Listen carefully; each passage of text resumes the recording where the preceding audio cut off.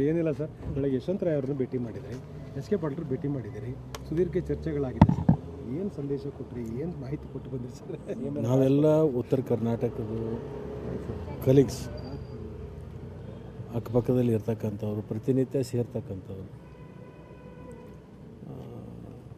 H K Patil ಸಾಹೇಬ್ರು ಇರ್ಬೋದು, ನನಗೆ ಯಶವಂತರಾಯ್ ಗೌಡರು ಭಾಳ ಅತ್ಯಂತ ಪ್ರಿಯ ಸ್ನೇಹಿತರು. ಸ್ವಲ್ಪ ಅಸಮಾಧಾನ ಇರೋದು ಇಂಥ ಸಂದರ್ಭದಲ್ಲಿ ನಾವೆಲ್ಲ ಹೋಗಿ ಅವರಿಗೆ ಭೇಟಿಯಾಗಿ ಅವ್ರನ್ನ ಶಾಂತವನ್ನ ಹೇಳೋದಾಗಲಿ, ಅವ್ರ ಜೊತೆಗೆ ನಾವು ಇರ್ತೀವಿ, ಯಾಕೆ ಇದನ್ನು ಮಾಡಬೇಕಾಗುತ್ತೆ. ಒಬ್ರಿಗೊಬ್ರಿಗೆ ಆತ್ಮೀಯತೆ ಅಂದಮೇಲೆ ಇಂಥ ಕಷ್ಟ ಕಾಲದಲ್ಲಿ ಇಂಥ ಒಂದು ಮಾನಸಿಕತೆ ಒಂದು ಸ್ವಲ್ಪ ವ್ಯತ್ಯಾಸ ಆದಾಗ ಹೋಗ್ಬೇಕಾಗಿದ್ದು ನಮ್ಮ ಒಂದು ಕರ್ತವ್ಯ. ಇಲ್ಲ, ನಾನು ಯಾರು ನನಗೆ ಹೇಳಿಲ್ಲ. ಇದು ನಮ್ಮ ಕರ್ತವ್ಯಗಳು,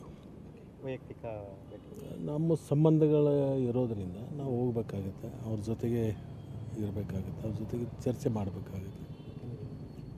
ಎಲ್ಲದಕ್ಕೂ ಒಂದು ಪಕ್ಷ, ಒಂದು ಸರ್ಕಾರ ಅಂದಮೇಲೆ ಎಲ್ಲದಕ್ಕೂ ಟಾಸ್ಕ್ ತೊಗೊಂಡು ಜವಾಬ್ದಾರಿ ಕೊಟ್ಟ ಮೇಲೇ ಹೋಗೋದಕ್ಕಿಂತಲೂ ನಾವು ಸ್ವಯಂ ಪ್ರೇರಿತವಾಗಿ ಹೋಗ್ಬೇಕಲ್ಲ. ನಮ್ಮದು ಎಲ್ಲರದ್ದು ಜವಾಬ್ದಾರಿ ಇದೆ, ಅದು ಮುಖ್ಯಮಂತ್ರಿಗಳದ್ದು ಒಬ್ಬರದೇ ಜವಾಬ್ದಾರಿ ಅಂತಲ್ಲ. ನಿಮ್ಮ ಜಿಲ್ಲೆಯಲ್ಲೂ ಕೂಡ ಮಾತಾಡ್ತೀರಾ ಸರ್? ಕೆಲವೊಂದು ಜನ ಆಕಾಂಕ್ಷಿಗಳಾಗಿದ್ದರು, ಪ್ರತಿಭಟನೆಗಳು ಕೂಡ ನಡೀತಾ ಇದ್ದಾವೆ ಅಲ್ಲಿ ಜೋರಾಗಿ.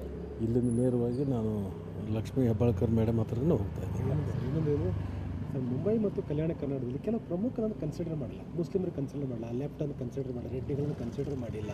ಸೊ ಈ ರೀತಿಯಾಗಿರ್ತಕ್ಕಂಥ ವ್ಯತ್ಯಾಸಗಳಿದ್ದಾವೆ ಸರ್. ಈ ಥರದ್ದು ಹೇಗೆ ಏನಾಗಿದೆ, ಇದು 34 ಲಿಮಿಟ್ ಇರೋದರಿಂದ, ಜಿಲ್ಲೆನೇ 31 ಇರೋದರಿಂದ ಜಿಲ್ಲೆನೂ ನೋಡಬೇಕಾಗುತ್ತೆ. ಆಮೇಲೆ ಈ ಸೋಷಿಯಲ್ ಇಂಜಿನಿಯರಿಂಗ್ ಒಂದು ಮಾಡ್ತಕ್ಕಂಥದ್ದು ಇದೆಯಲ್ಲ, ಸೋಷಿಯಲ್ ಇಂಜಿನಿಯರಿಂಗು ಸ್ವಲ್ಪ ಮಾಡಬೇಕಾಗುತ್ತೆ. ಅನೇಕ ಕಮ್ಯುನಿಟಿಗಳಲ್ಲಿ ಸಬ್ ಕಮ್ಯುನಿಟಿಗಳು ಅಂತ ಬರುತ್ತೆ. ಈ ಲಿಂಗಾಯತ ಅಂದರೆ ಒಂದೇ ಆಗಲ್ಲ, 10 ಸಬ್ ಕಮ್ಯುನಿಟಿಗಳಿದೆ. ಒಕ್ಕಲಿಗರು ಅಂತಂದರೆ ಒಕ್ಕಲಿಗರು ಒಂದೇ ಅಂತ ಆಗಲ್ಲ, ಅಲ್ಲಿ ಸಬ್ ಕಮ್ಯುನಿಟಿಗಳು. ಎಸ್ ಸಿಗಳು ಅಂತಂದ್ರೆ ಒಂದೇ ಅಲ್ಲ, ಅಲ್ಲಿ ಸಬ್ ಕಮ್ಯುನಿಟಿಗಳಿದಾವೆ. ಈ ಬ್ಯಾಕ್ವರ್ಡ್ಸ್ ಅಂತಂದಾಗ ಒಂದೇ ಇಲ್ಲ, ಅಲ್ಲಿ ಸಾಕಷ್ಟು ಸಬ್ ಕಮ್ಯುನಿಟಿಗಳಿದಾವೆ. ಸ್ವಲ್ಪ ಸೋಷಿಯಲ್ ಇಂಜಿನಿಯರಿಂಗನ್ನು ಕೂಡ ಗಮನದಲ್ಲಿಟ್ಕೊಂಡು ಚುನಾವಣೆ ಇರೋದರಿಂದ ಆಗಿದೆ. ಇದನ್ನೆಲ್ಲವೂ ಕೂಡ ವರಿಷ್ಠರು ಗಮನಿಸ್ತಾ ಇದ್ದಾರೆ, ಮುಖ್ಯಮಂತ್ರಿಗಳು ಕೂಡ ಗಮನಿಸ್ತಾ ಇದ್ದಾರೆ. ಅವರೆಲ್ಲರ ಜೊತೆಗೂ ಮುಖ್ಯಮಂತ್ರಿಗಳು ಕೂಡ ಮಾತಾಡ್ತಾರೆ. ಮತ್ತೊಂದು ಹಿರಿಯರ ಅಸಮಾಧಾನ ಏನಂದರೆ, ಸ್ವಲ್ಪ criminal background, CBI ED case ಇಂಥವ್ರನ್ನ ಹಾಕ್ಕೊಂಡು ಇಂಥರ ಅಗತ್ಯತೆ ಏನಿತ್ತು, ಇದು ಯಾವ ಸಂದೇಶ ಕೊಟ್ಟಿದ್ದಾರೆ ಅಂತಕ್ಕಂಥದ್ದು ಹಿರಿಯರ ಅಸಮಾಧಾನ. ಆದರೆ ಈ ಸಂದರ್ಭದಲ್ಲಿ ಅದ್ರ ಬಗ್ಗೆ ಚರ್ಚೆ ಮಾಡೋದು ಬೇಡ. ಖಾತೆದು ಫೈನಲ್ ಆಯಿತು ಸರ್? ಇನ್ನು ಇವತ್ತಿನ ಚರ್ಚೆ ಆಗಿಲ್ಲ. ಅದು ಮುಖ್ಯಮಂತ್ರಿ ನೆನೆ ಹೇಳಿಲ್ವ ಸರ್ ನಮ್ಮ ಬಜೆಟ್ ಹೆಸರಲ್ಲಿ ಖಾತೆ ವಿಚಾರ? ಖಾತೆಯಿಂದ ನಾನು 2 ದಿವಸದಲ್ಲಿ ತೀರ್ಮಾನ ತಗೋತೀವಿ. ಅದು ವರಿಷ್ಠರ ಗಮನಕ್ಕೂ ತರ್ತೀವಿ, ಅವ್ರ ಸಲಹೆಯನ್ನು ತಗೋತೀವಿ. ಅವ್ರು ಏನೇನು ಸಲಹೆಗಳನ್ನು ಕೊಡ್ತಾರೆ, ಸೂಚನೆಗಳು ಕೊಡ್ತಾರೆ, ಅದನ್ನು ಗಮನದಲ್ಲಿ ಇಟ್ಕೊಂಡು ಮಾಡ್ತೀನಿ. ಯಾರೂ ಕೂಡ ಖಾತೆಗೋಸ್ಕರನೇ ಓಡಾಟ ಮಾಡೋದು ಬೇಡ ಅಂತ ಸಹಜವಾಗಿ ಕೇಳಿದ್ದೀರಾ ಸರ್? ಇನ್ನೊಂದು ಸರ್, ನಾಳೆಯಿಂದ ಜಿಲ್ಲಾ ಪ್ರವಾಸ ಶುರು ಮಾಡ್ತಾ ಇದ್ದಾರೆ. ನಿಮ್ಮ ಪಟ್ಟಿಯಲ್ಲಿ ನಿಮ್ಮ ಹೆಸರು ಇರಲಿಲ್ಲ, ನೇತೃತ್ವ ಇತ್ತು. ನಿಮ್ಮ ಜಿಲ್ಲೆ ಇದೆಲ್ಲ ಪಕ್ಕದ ಉತ್ತರ ಕನ್ನಡ ಕೊಟ್ಟಿದ್ದಾರೆ ಸರ್. ಉತ್ತರ ಕರ್ನಾಟಕಕ್ಕೆ ಹೋಗಿ ಬರ್ತೀನಿ. ಅಲ್ಲಿ ಜಿಲ್ಲಾಧಿಕಾರಿಗಳು ಕೂಡ ಫೋನ್ ಮಾಡಿದರು, ಯಾವಾಗ ಬರ್ತೀರಿ, ಏನು ಮಾಡ್ತೀರಿ ಅಂತೇಳಿ. ಅವರಿಗೆಲ್ಲ ಒಂದು ಬ್ರೀಫ್ ನೋಟ್ ರೆಡಿ ಮಾಡ್ಕೊಳ್ಳಿ, ನಾನು ಬರ್ತೀನಿ.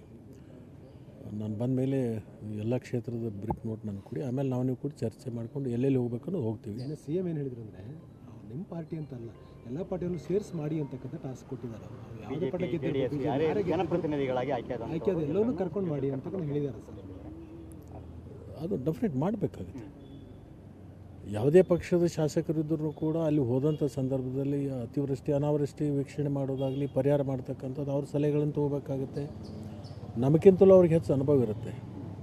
ಸ್ಥಳೀಯವಾಗಿ ಸಮಸ್ಯೆಗಳನ್ನು ಎದುರಿಸುವಂಥವ್ರು ಅವ್ರ ಸಲಹೆ ಸೂಚನೆಗಳನ್ನು ತೊಗೋಬೇಕಾಗುತ್ತೆ. ಅವ್ರನ್ನ ಒಟ್ಟಿಗೆ ಕರ್ಕೊಂಡು ಹೋಗ್ಬೇಕಾಗುತ್ತೆ. ಪಕ್ಷ ಇಲ್ಲಿ ತರಲಿಕ್ಕಾಗಲ್ಲ, ಒಟ್ಟಿಗೆ ಸೇರಿಸಿ ಅದನ್ನು ಮಾಡಬೇಕಾಗುತ್ತೆ, ಮಾಡ್ತೀವಿ. Thank you sir.